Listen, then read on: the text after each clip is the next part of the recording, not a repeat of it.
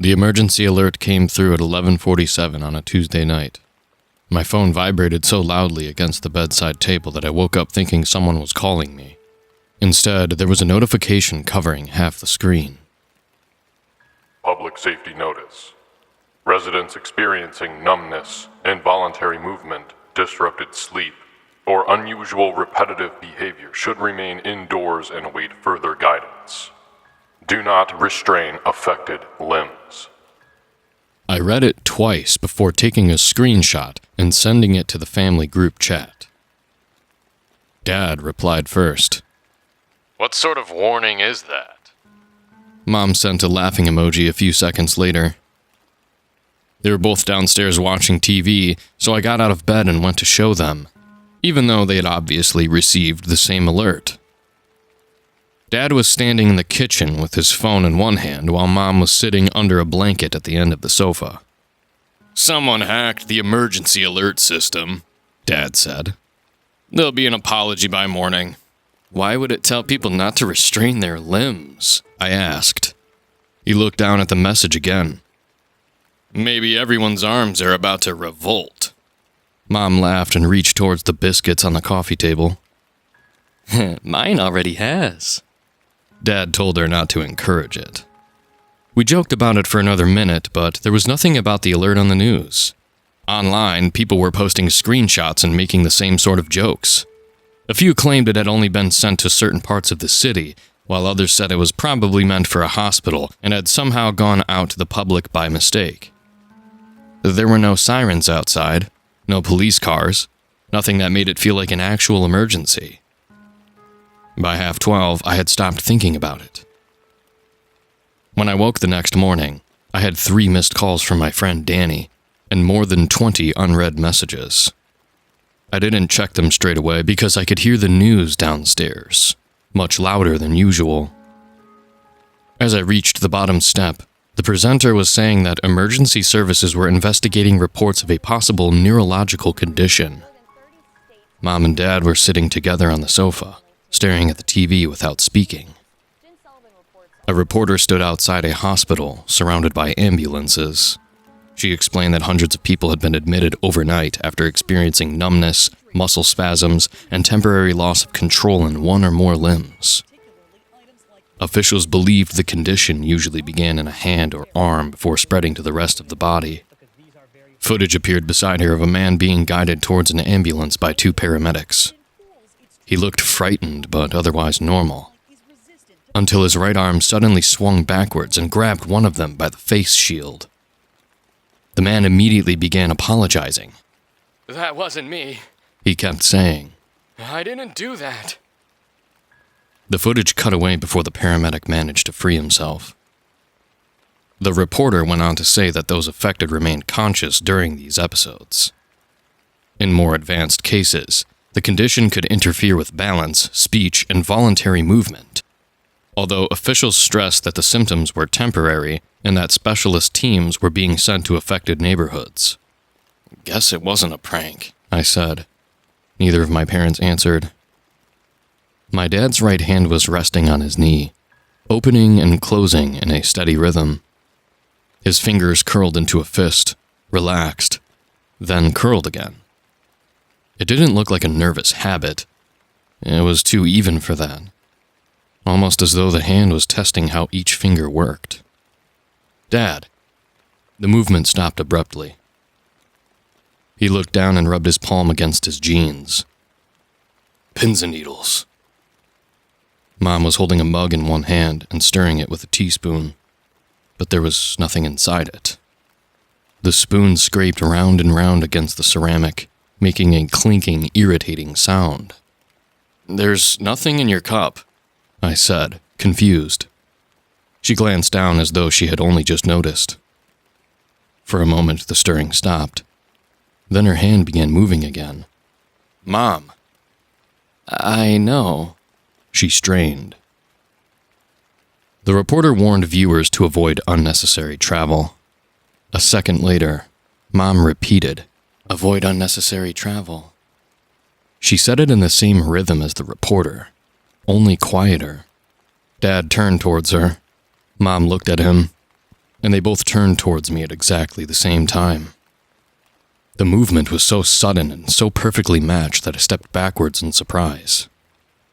"What?" Mom asked. "Nothing." Dad's hand began opening and closing again. I asked whether either of them felt numb, but they both said no. They answered together, the word leaving their mouths at the same time. Dad laughed afterwards, but it sounded forced. It was all weirding me out, so I told them I was going upstairs to check my messages. Danny had sent me several videos. The first showed a woman sitting on her kitchen floor while her left hand repeatedly reached for the front door. She had wrapped her other arm around the wrist and was using her whole body to drag it back, but each time she loosened her grip, the hand stretched towards the lock again. The person filming kept telling her not to restrain it. The next video had already been removed by the time I tried to view it. The third showed a man sitting beside a laptop while his hand typed without him looking at the screen. He was crying and insisting that he was not controlling it. The hand had filled the page with the same 3 words. "Let them in." Danny's final message said her brother had started doing it too. One hand had opened their back door while the other tried to pull it shut. I called her, but the call went straight to voicemail. The government website described it as a temporary neuromuscular condition.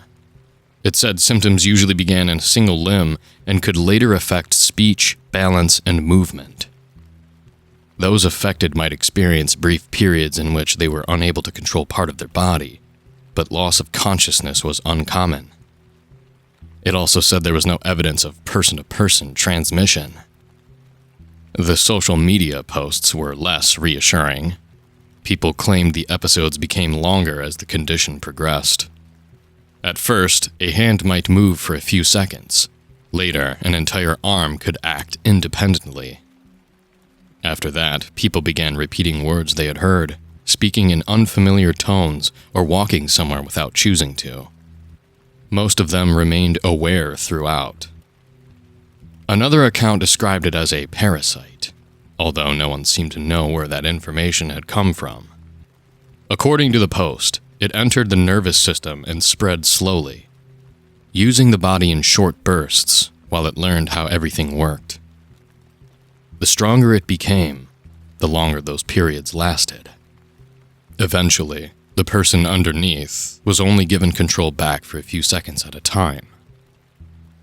It's almost always began in the non-dominant hand. I'm right-handed. My left hand was resting beside the laptop while I scrolled through posts and articles.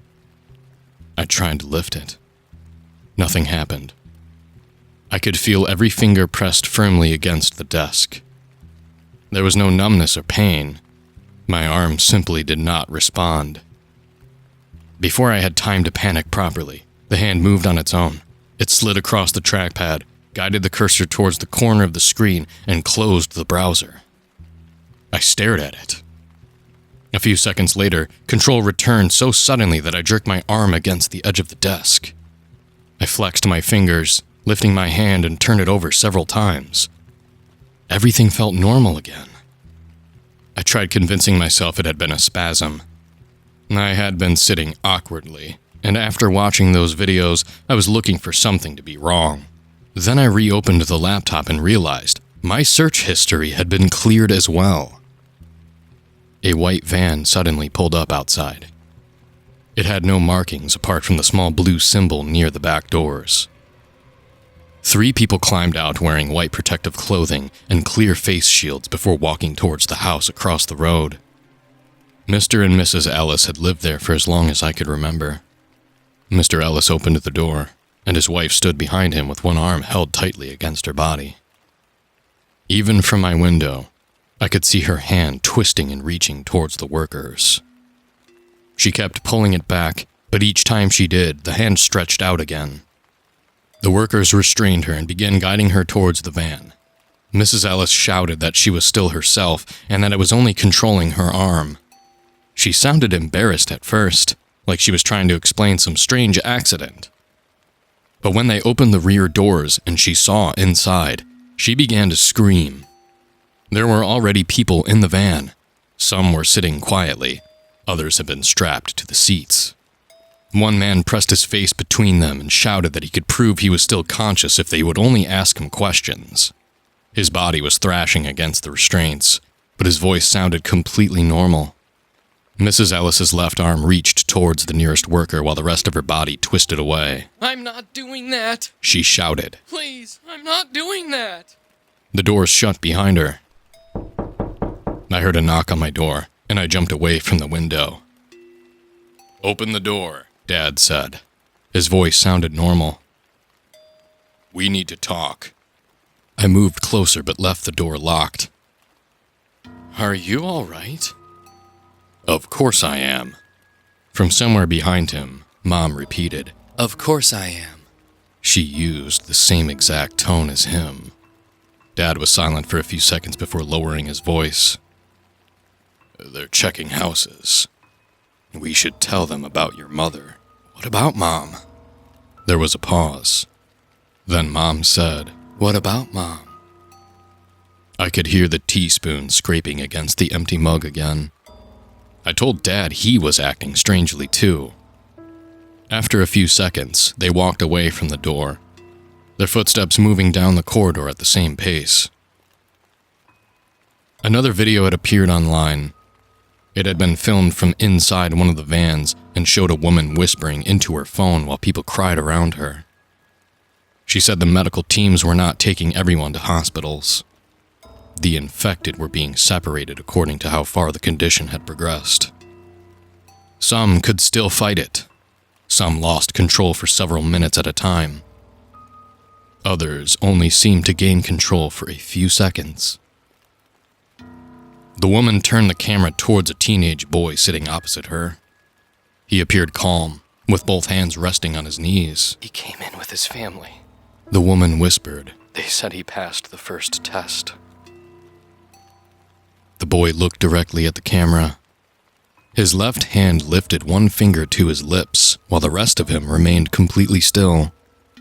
The video ended there.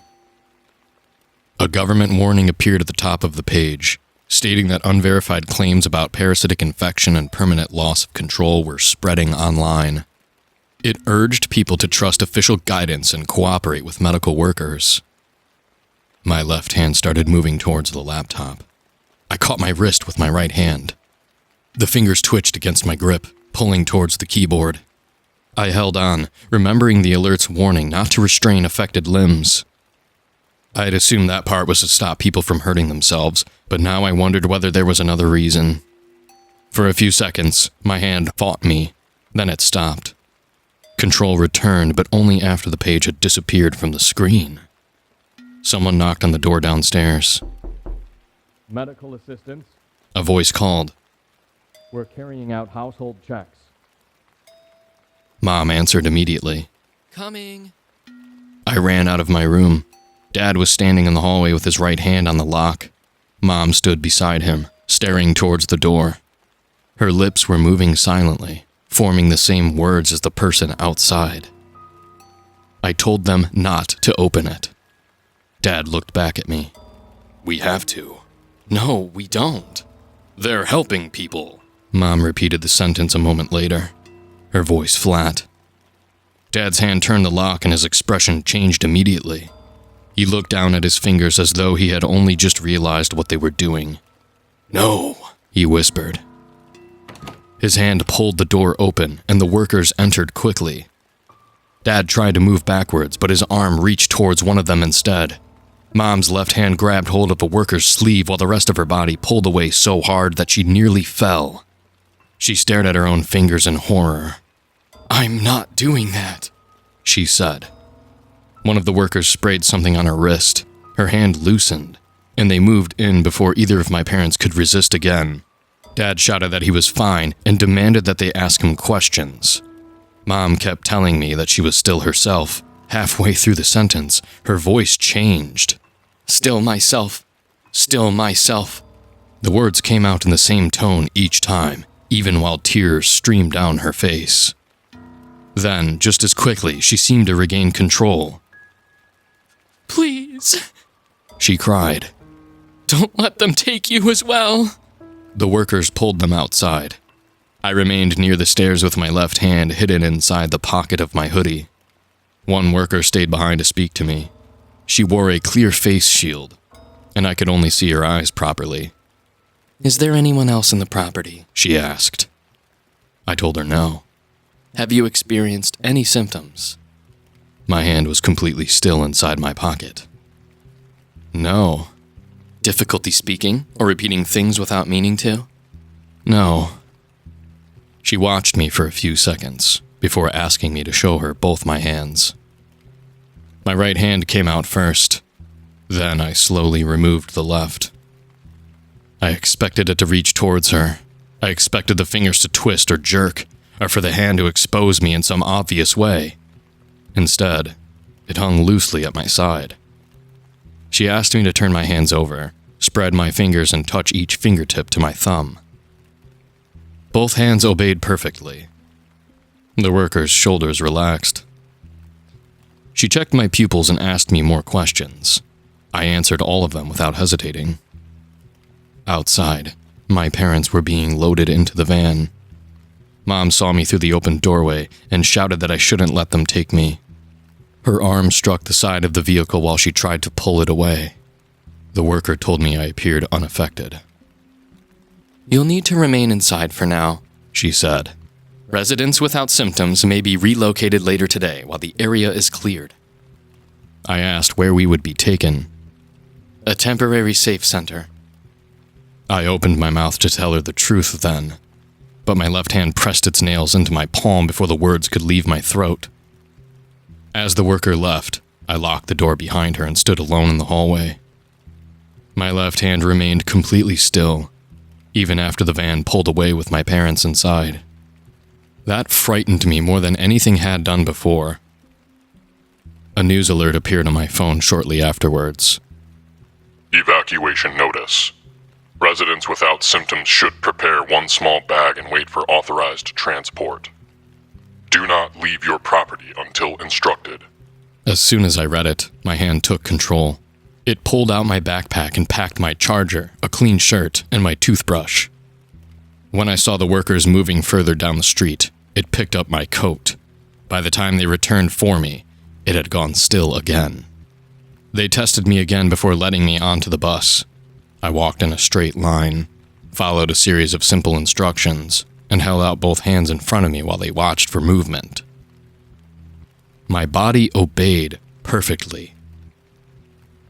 There were around 30 people traveling to the safe center with me, and every one of them had passed the same checks. They brought us to a school on the other side of the city and gave us green wristbands before assigning us beds in the auditorium. That was yesterday. I have been writing this in pieces ever since because I wanted someone to know that my parents were still conscious when they were taken. Even when their bodies moved without them, they were still in there. I thought my infection was weaker because it only controlled me for a few seconds at a time. Now I understand that it was being careful. It knew when the worker was testing me, and it packed my bag because it wanted to come here. There are hundreds of people in the auditorium, all wearing green wristbands. A woman near me has been tapping 4 times against her bed frame, pausing then doing it again. The man beside her started copying her, and now I can hear the same tapping from the other side of the room. Whenever a worker passes, it stops. Attention, please. An announcement has just come over the speakers telling us the facility is secure. A woman near the doors repeated it in exactly the same voice. Then a man near the back did the same. More people are sitting up now, all turning towards the doors. My left hand has stopped trying to close this page. It is resting calmly beside the keyboard now. I thought it hid because it was afraid of being caught. I was wrong. It knew This was where they were bringing everyone who could still pass as unaffected.